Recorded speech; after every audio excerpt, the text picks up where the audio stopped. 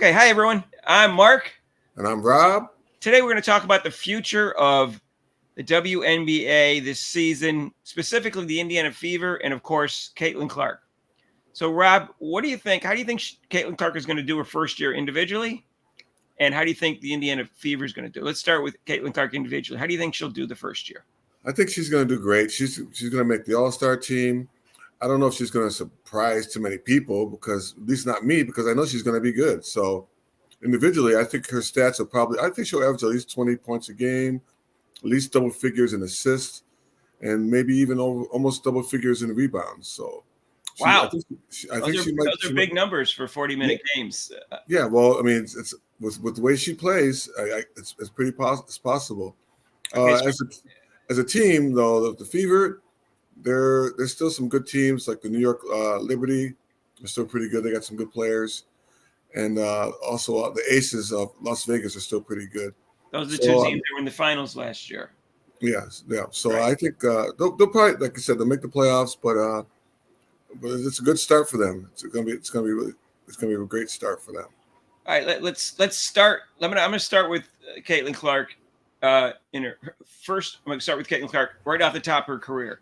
I think she's going to go gangbusters from day one. I think she's going to go down as the greatest NBA player ever and the greatest women's basketball player ever. That's with 10 years from now, I think there won't be any question about that, or at least there'll be not a lot of question about it. That's just my personal opinion. As long as she doesn't have any major injuries, I think by the third year, she'll be the best player in the league. That's my prediction. I could be wrong, but she has Michael Jordan's brain in her, and she's determined to be the best, and she's got just enough skills to do that. Her defense picks up. I think she'll go down as the best player ever. All right, but let's start with next season, because next season. Yeah, I don't think Go ahead. So I agree with you. I'm right. I agree with you. Okay. I agree with you totally. Only one player has been Rookie of the Year, and also who just retired, Candace Parker, and also was MVP. I don't think she's going to do that, but I think she'll be first team All-Pro. I think each one top 5 players in the league.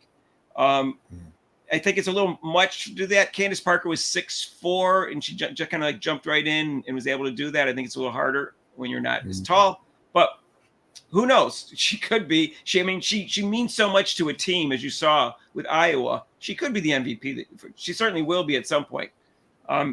She'll only improve with her game. She'll keep working on her game, like you said, in her defense, and becoming just a more overall player. She's going to be fine. She's going to be fantastic, I believe.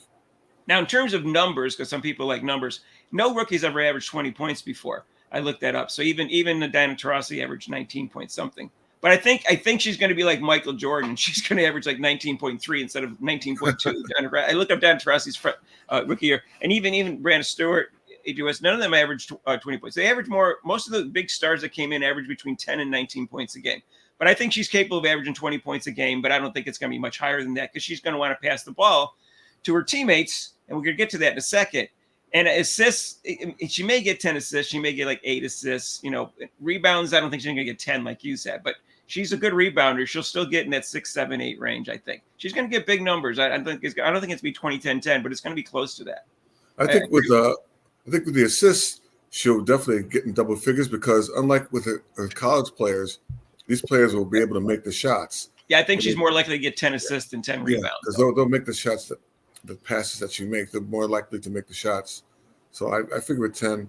And maybe, like I said, 10 rebounds, maybe 8. But, I definitely 20 points. I'm predicting she'll do 20 points this year. Yeah, well, it depends. How much playing time does she get? Before she could play every minute if she wanted. But now she's going into a situation where they have a decent team, even though they only won 13 games and lost 27 last year. The addition of her makes a big difference, because they lacked that dynamic player, and they had a young team. So the young team was learning. So if you don't know, as most people know, they have Aaliyah Boston, which was a Rookie of the Year last year. She was an All-Star, and she was College Player of the Year the year before Caitlin Clark won as a junior. But they also have the player who was number 2 in the draft the year before that. So they got number 2, number 1, because they weren't very good for 2 years in a row. And that's her name's, I guess, Lisa Smith. And she's also a very good forward. So, and they also have a guard named Kelsey Mitchell, who averaged 18 points. Who was the leading scorer last year. So they got a good shooting guard. Their point guard was Eric Wheeler, and she's like a 9-year veteran, and she's opening up Caitlin Clark with open arms. She has a great attitude. So I think their chemistry is going to be there. And so they're going to have a nice 3-guard rotation there. So I think they're going to have a really solid team. And so last year they had 13 wins and 18 wins made the playoffs. So if you don't know, in the WNBA, a lot of teams make the playoffs, 8 out of 12. It's not tough to make the playoffs. So them not making the playoffs would be shocking to me. I think it'd be shocking to everybody else. I don't think that's much of a goal. I think making some damage in the playoffs is a goal, like making the semifinals or something like that. I think is a realistic goal. Well, I think we were saying, finals. Go ahead. So like we were saying is that, now she doesn't have to be the main person on the team. She can get more rest, and eventually, of course, she'll be more rested and ready to play even harder than she has before. Yeah, I think your shooting percentage is going to be good. I think it'll be maybe next year it'll be even better once she gets used to the defense and once she gets used to the WNBA. So I'm not going to make any big prediction about her shooting percentage this year, but I think your shooting percentage is going to go up at some point. Do you think any guard's going to be able in the NBA to shut her down? Of course, they're going to have their person saying, "There's Caitlin Clark." It won't be Diana Taurasi. No, definitely won't be her. I saw that she put herself as it was actually, I guess, the marketing department of Phoenix put herself as the GOAT against the Rook, and someone corrected that and said the retiree against the GOAT. So we'll see. She's never made an all-pro defensive. She never made an all-defensive team, Diana Taurasi, and she's 42 years old by the time they play. So I don't think she's going to be shutting her down. So do you think teams are going to eventually adjust to Caitlin Clark because they're like, oh, geez, she's really scoring, or they're going to have, like you said, the players are going to be like, we want to show her, we're not going to let her come in here and I think the WNBA catty, jealous women are going to be very physical with her, especially when she drives to the basket. And she's going to have to just get used to it. And also learn to do the short little pull-up jumper and a floater when she drives to the basket instead of always driving to the basket like she did in college. Right. That was one weakness that she had. She either passed it or drove to the basket. When there's really another option, or you can kind of call it two options: a pull-up short jumper or a finger roll, or whatever you want to call it. You get the little floater, like you see, get the little floater going. That'd be awesome. Either one, it doesn't matter. It's, players in the NBA do that all the time. So I think she does that. That'll help. She won't necessarily have to drive in the basket. But I think they're going to be very physical with her. I saw this. Kelsey Plum said she was playing against Diana Taurasi, and she went back towards the outside. Then when she started driving, Taurasi just gave her a hip check and knocked her down. That's not defense, but she might get some of that. So we'll see what happens. A lot of players are jealous of her. They're going to be physical with her. They might even try to hurt her, which I'm not happy about. But I don't think they're trying to hurt her. But like they said, I think they're going to try to hurt her. It's good. Well, like you said, the women are they're a little more aggressive than the men, and you might give her a little elbow shot and things like that. Not going to make it easy for her. So, but I mean, to outright injure her would be kind of stupid on their part, because she's going to be bringing in tons of more viewers and more money for them. So. Yeah. Now, if the MLS was, if the WNBA was as smart as the MLS, Major League Soccer, Lionel Messi goes there and he's scoring like crazy. And why is he scoring there like crazy?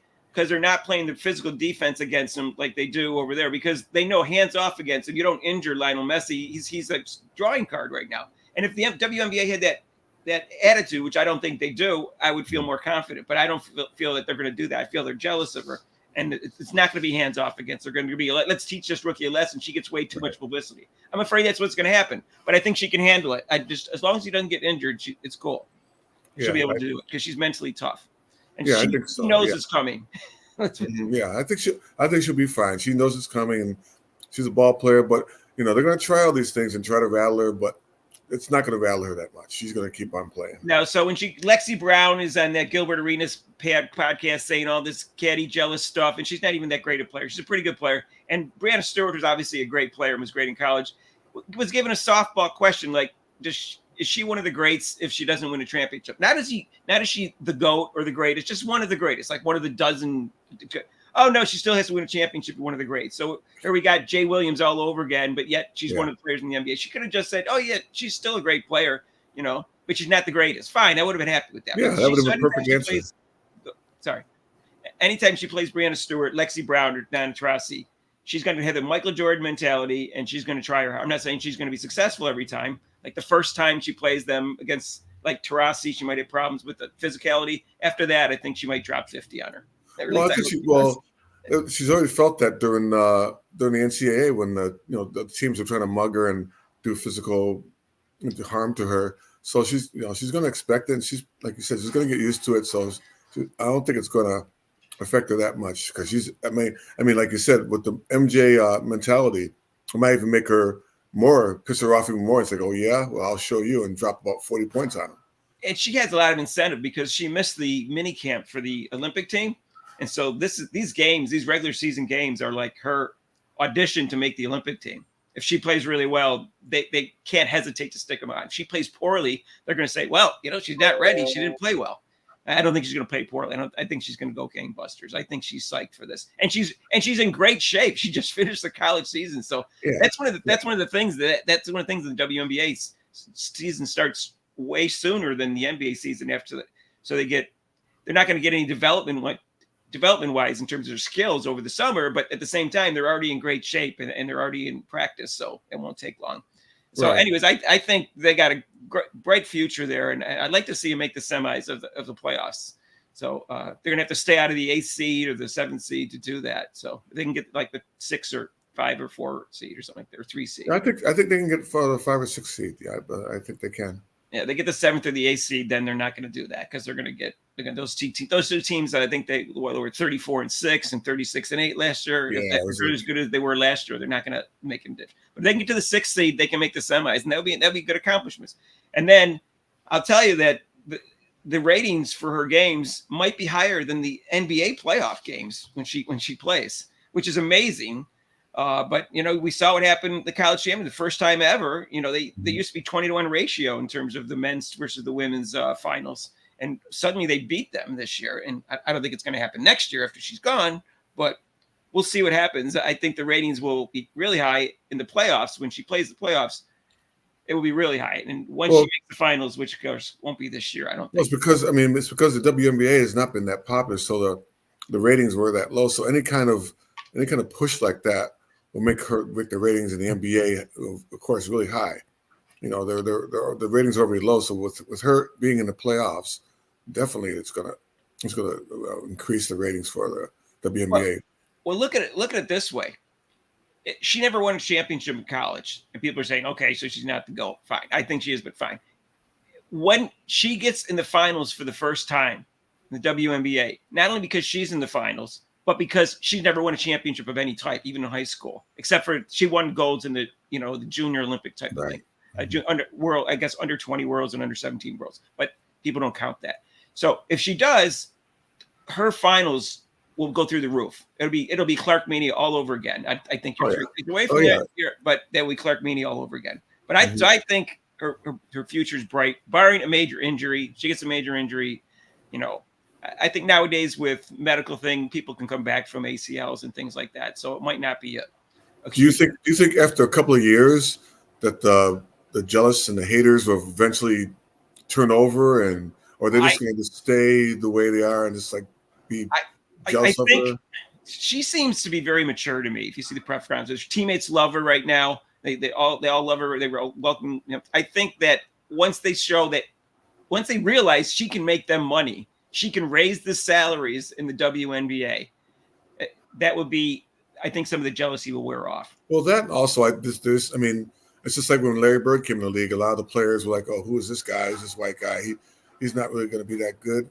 And then all of a sudden he comes on, he's scoring. They're like, he goes, "Oh, okay, cool. I guess he really is good." I don't know, because they're jealous for more than one reason. Apparently, she gets a ton of publicity. Then she also gets all the money. And then some people, the league is predominantly lesbian and predominantly black. She's white and straight. And, so there are all sorts of things that are going on there that maybe they're not just one big group together that they can see. Yeah, well, I think this, like you said, this overall jealousy, unfortunately, that's how women are. It's not even that. It's just that they're just jealous. That's just how they are. Oh, look at her. Think she's so good, huh? Oh, my God. Well, it is. I mean, there's no way. Maybe she doesn't deserve the publicity she gets to that extent, but how could she? The amount of publicity is insane. It's just an insane amount. Maybe even Jordan didn't deserve the publicity they got. It was just an insane amount of publicity. Right.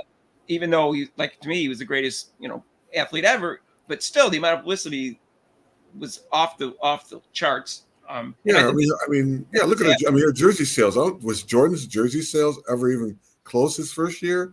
I mean, I don't people know. I knew don't of know his him. jersey sales. People, His people shoes, knew of him, but they his didn't really shoes know sold. how good he was. Well, his shoes sold like crazy from the very beginning because Yeah. the second half of his rookie year, he averaged way more points than the first half. He started exploding. So we'll see what happens. But I think that the Indiana Fever has a bright future with her, and I hope they all stay together because they like each other. And you know what, the assists will go up because those Smith and Boston, when she passed it to him underneath the basket, they won't miss it very often. No, not too often. They're gonna put it in. So I'm looking forward to this season, even though I don't watch much WNBA. Most of the women's basketball I watch has been like Connecticut, Tennessee, and the Olympics.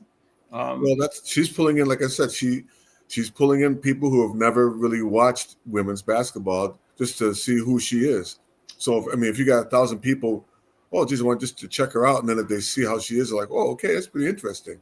Yeah, I think the other thing was that the jealousy was because she's white. They think that she's getting, it's all, not all, but mostly because she's white. When I will tell you that it's simply not true, because Brianna Stewart is the most accomplished basketball player ever, especially at the collegiate level. Right. And she didn't get any ratings, or any people don't sit in the stands because of her. More than a couple dozen people go to watch Brianna Stewart, and she's white. So that's a good, it's 10% because she's white and 90% because she's like Michael Jordan in terms of. She's a really good player. Yeah. And that's why I think people say, oh, what a comparison. That's a stupid comparison. And it's not a stupid comparison. That's exactly why people like them. Just don't realize it.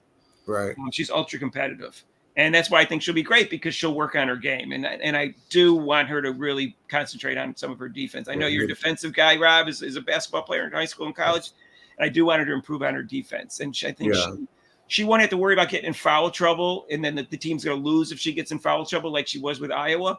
So she could play a little bit more aggressive defense, which results in better defense, I think. Well, like I said, she could play a more relaxed game. And when you're an athlete and you can play a game where you're not really, she can just focus in on, like you said, the things she needs to work on. And then she can be a lot more relaxed because there's pressure on her to succeed, but not that pressure like, okay, oh my gosh, I got to drop 40 points this game or we're going to lose. She doesn't have to worry about that. She's like, I got these players around me. This is cool. Yeah, let me tell you the reasons why I think this will be seamless for her is, number one, she has good size for a guard. The average WNBA player is 6 foot, which means the average guard has to be somewhere, I don't know what it is, it's probably 5'9" or 5'10". So she's tall for her position. So that's going to make it easy. So not like people faster and taller and bigger like in the NFL. No, they're not going to be taller and faster and bigger. For her position, she's actually going to be taller than average. So that's going to make it easy. And then her shooting, she already has such long range shooting. It's easy. It's an easy, seamless thing. And she has the dribbling skills. And of course, I think she's the best passer I've ever seen in women's basketball. Well, the shooting translate easily. I don't know what does. Well, the shooting, like when I used to practice, I'd throw the ball in front and pivot and shooting. Like you'll see some of the NBA players like that get their shot off really quick. She gets her shot off fairly quick.